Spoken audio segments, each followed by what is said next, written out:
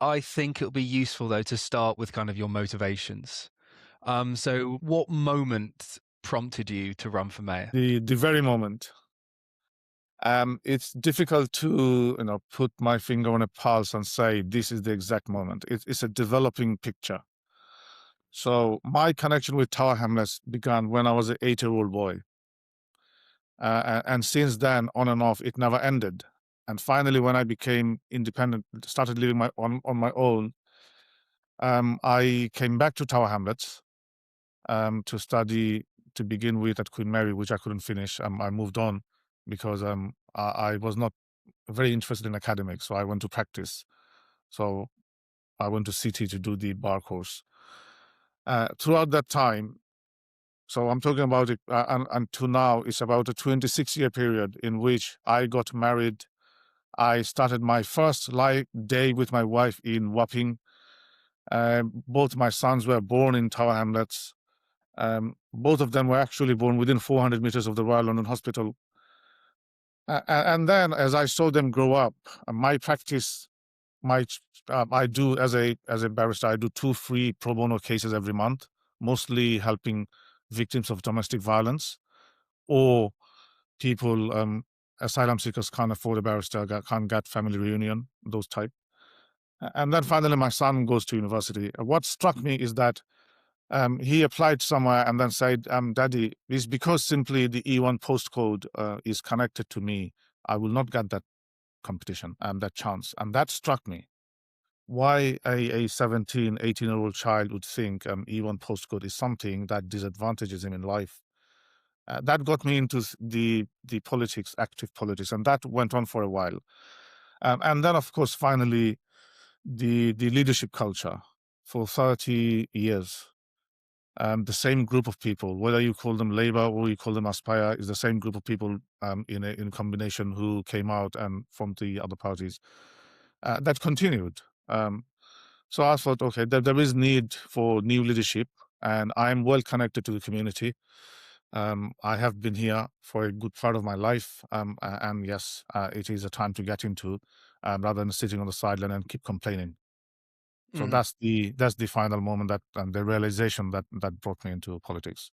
Okay, thank you. And on that, you've described Labour and Aspire in Tower Hamlets, as you said, for the last 30 years as two sides of the same coin, and you've vowed to bring in fresh ideas. Could you give me an example of a radically new policy that you'd bring in if you're elected? I can give you two very. I mean, it's a short space of interview. It's not easy to go into details, but I can give you the headlines. So you see, there is this word affordable housing, and this word affordable is left to interpretation by what level of financial capacity you have. Um, £10,000 a month rent is affordable to you if you have an endless depth of financial capacity, where somebody who earns the national minimum wage, um, 2-bedroom flat in Tower Hamlets, £1,700 on affordable rent is not affordable. So radical change in policy. I'm going to refocus on social housing, not affordable housing. Straight way owned by council. The Tower Hamlets is not a poor council. I don't accept that. I don't buy that premise that it is a poor borough. It's one in every £5 in the world, or $5 is in Tower Hamlets, on two ends of Tower Hamlets, in the city and Canary Wharf. So we're not poor. We can invest as social housing in social housing, build in very precious little land is left, buildings which are in disrepair can be rebuilt. So the focus will be shifted to social housing and affordable housing. I am not anti-business. I am pro-business. Affordable housing will, whatever are in the process, will be reviewed. What is in our interest will be kept.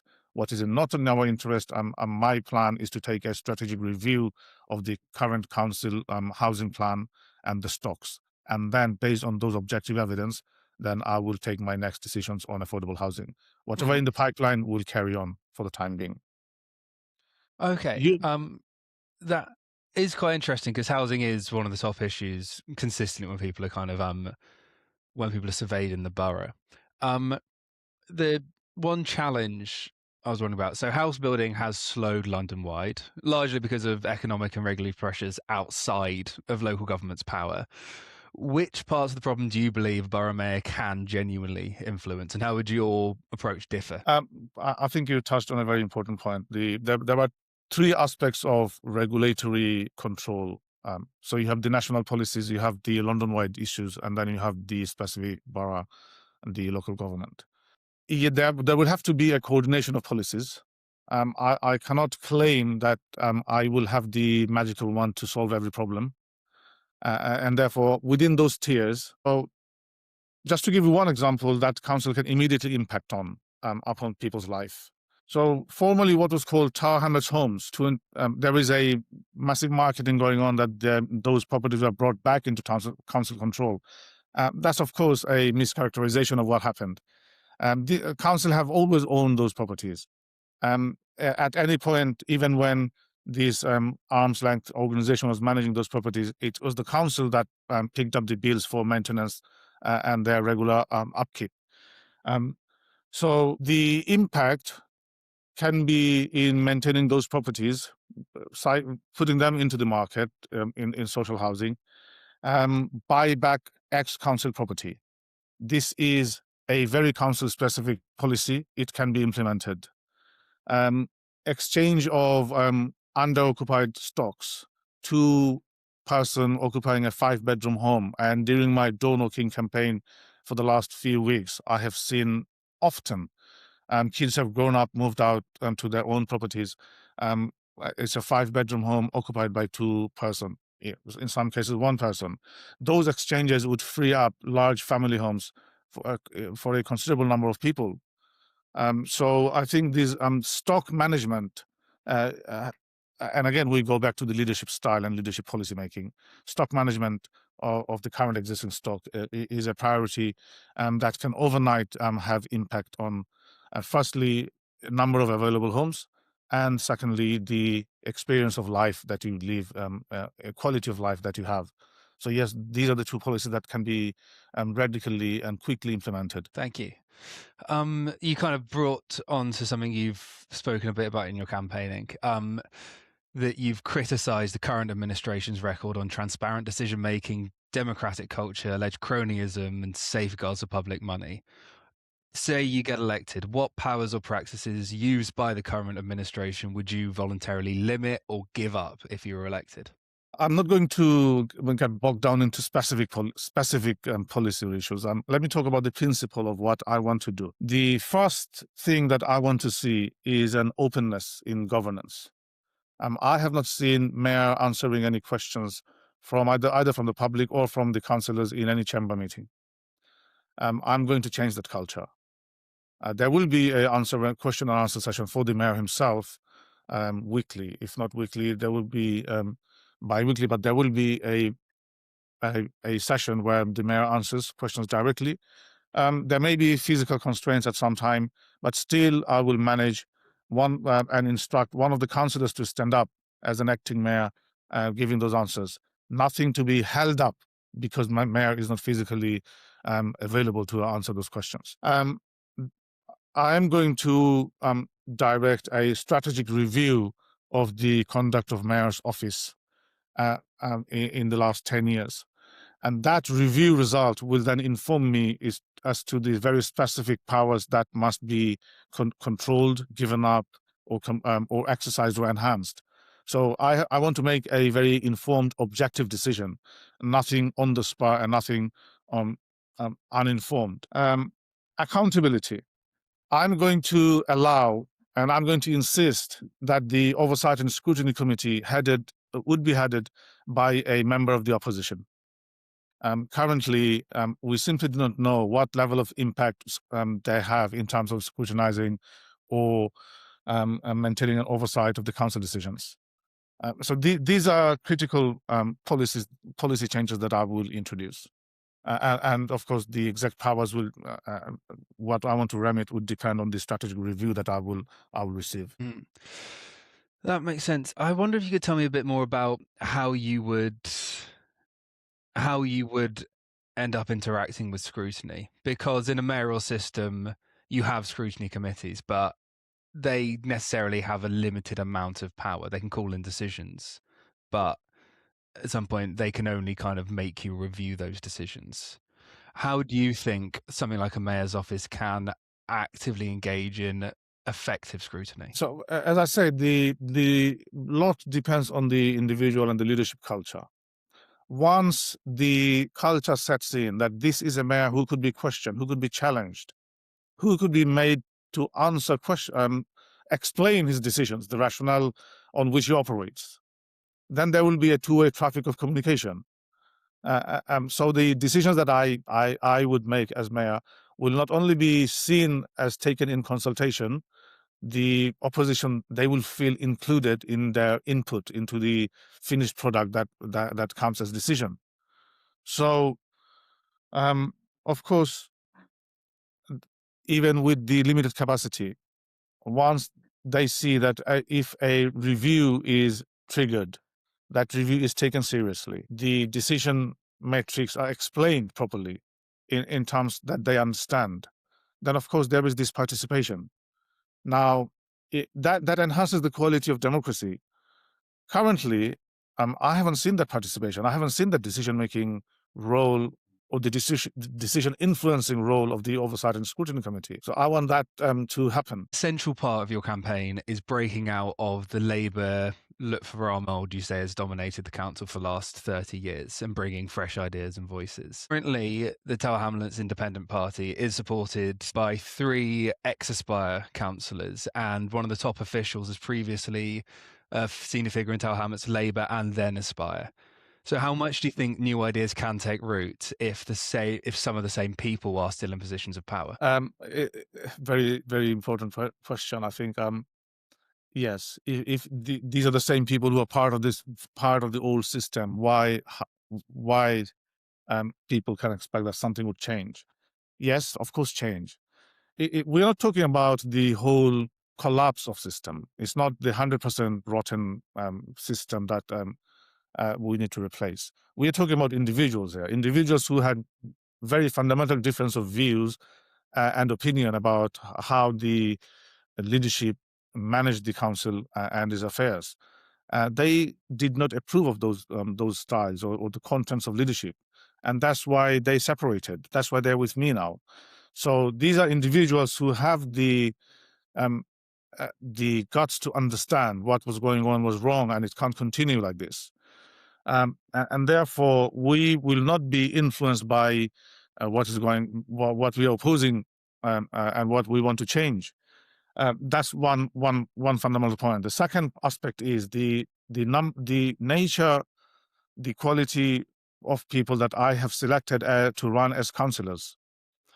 They are all professional, from a plumber to a working barrister, market trader, young entrepreneur who left school at 16 years age, now runs 3 successful companies from Canary Wharf. So these are the group of people and who will be part of the leadership.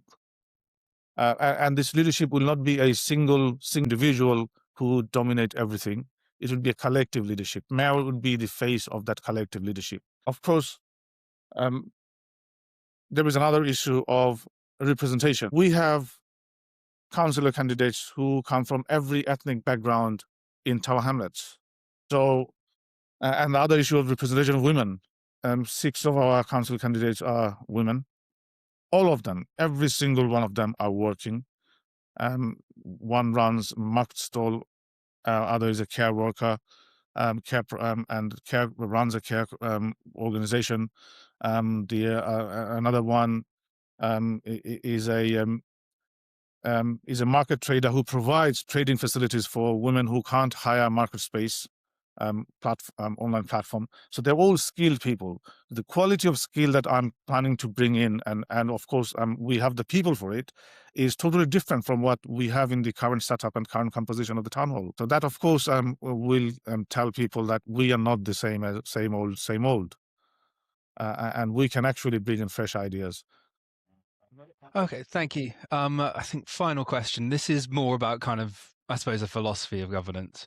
Um, so you are running a new party, new independent, and so you don't have an established party machine behind you. You don't have an established set of kind of party policies to follow. How do you aim on building stable decision-making processes in the council? I'll give you one practical example of what I have done already. So we have a radically new plan of youth policy, um, through which we will holistically address number of issues like youth centers, youth employment, and youth crime. So our policy is to prevent by early intervention then a youth actually becomes a criminal. So all of these a new model of youth centers we are thinking, and we have two young thinkers who are running as councillor candidates will lead those policies. So the plan is to develop leadership for the next level. So the women and empowerment, women entrepreneurial activities. There is one council member who has the responsibility of developing those. Um, so I am assigning leadership roles in terms of policy to a number of our councillors, so that they, whether or not they get elected, they already get into the mental frame of thinking in policy making, behaving as leaders. Um, as you mentioned, the 30 years of stagnation that I want to challenge. Um, I will be failing it if I do not promote and project those young people who are running as my councillors to engage into the next level of leadership and to engage into the next level of leadership thinking. That is what I'm already promoting. So in terms of party structure, yes, you're right. We don't have the set office holders, but I have already assigned roles of policy level thinking to certain members. And that will, within a very short space of time, because we are in election period, that inhibits the capacity of physical time that we have in a day.